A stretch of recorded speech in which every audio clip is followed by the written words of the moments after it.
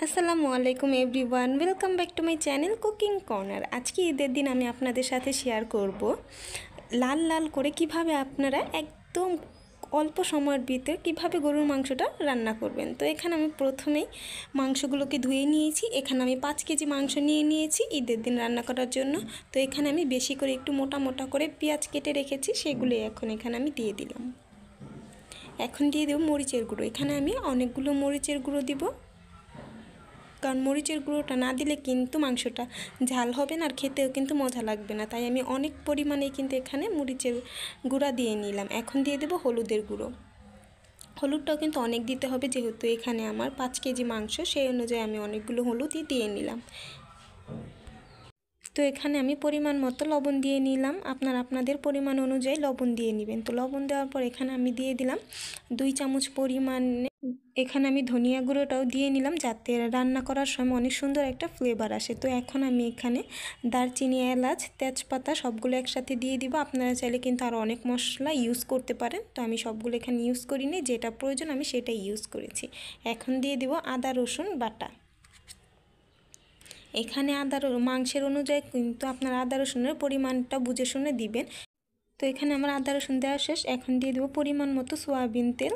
তো এখানে যেহেতু গরুর মাংস, তো এখানে একটু বেশি পরিমাণে একটু সয়াবিন তেল ইউজ করব। যে এখন আমি হাতের সাহায্যে ভালোভাবে এটা মেখে নিব। তো গরুর মাংসটা যত মাখবেন ততটা কিন্তু খেতে টেস্ট হবে। তো আমি এটা ভালোভাবে কিন্তু মাখিয়ে নিচ্ছি।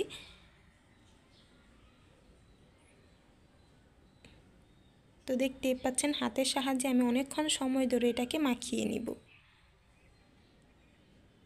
আর আমার ভিডিওটা যদি ভালো লাগে প্লিজ আমার চ্যানেলটাকে সাবস্ক্রাইব করবেন, পাশে থাকা বেল বাটনটি ক্লিক করে রাখবেন, যাতে আমি নতুন কোনো ভিডিও দিলে প্রথমে আপনার কাছে নোটিফিকেশন চলে যায়। তো এখানে আমি কিছু আলু আর আস্ত রসুন ইউজ করেছি, যেহেতু গরুর মাংসের ভিতর আস্ত রসুন না দিলে কিন্তু ভালো লাগে না, এটা খেতে কিন্তু অনেক মজা লাগে আস্ত রসুনটা।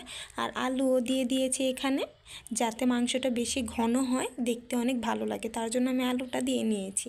এখন আমি চুলায় বসিয়ে দিলাম। তো এখানে আমি পাতিলটা ছোট হয়ে গিয়েছিল, আমার মাংসের অনুযায়ী হাঁড়িটা ছোট হয়ে গিয়েছিল, তাই আমি পরবর্তীতে একটা বড় হাঁড়িতে এটাকে মাংসটাকে দিয়ে দিয়েছি। এখন ভালোভাবে একটু নাড়া দিয়ে দিব। একটু হালকা বলক আসলে কিন্তু এটা নাড়া দিয়ে উপরে মাংসগুলো আমি ভিতরে দিয়ে দিব। তো দেখতেই পাচ্ছেন একটা বড় হাঁড়িতে আমি এটাকে ট্রান্সফার করে নিয়েছি, যেহেতু আমি সেটা নাড়া দিতে পারছিলাম না। আর এখানে প্রচুর পরিমাণে ধোঁয়া উঠতেছিল, তাই ক্যামেরাটা একটু ঘোলা হয়ে গিয়েছে।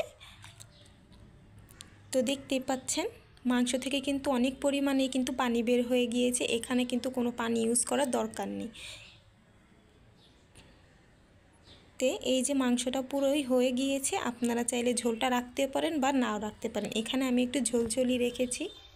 আর রান্নাটা কিন্তু আমি একদম সিম্পল করার চেষ্টা করেছি, অনেক সহজেই, যাতে আপনাদের সাথে আমি শেয়ার করতে সবাই অল্প সময়ে যেহেতু এটা রান্না করা যায়। তো আপনারা যদি এরকম করে রান্না করতে চান তো রান্না করতে পারেন। আর এটা যেহেতু কোরবানির মাংস, এটা কিন্তু খেতে অসম্ভব মজা লাগে। তো আজকের ভিডিওটা কিন্তু আমি এই পর্যন্তই শেষ করব।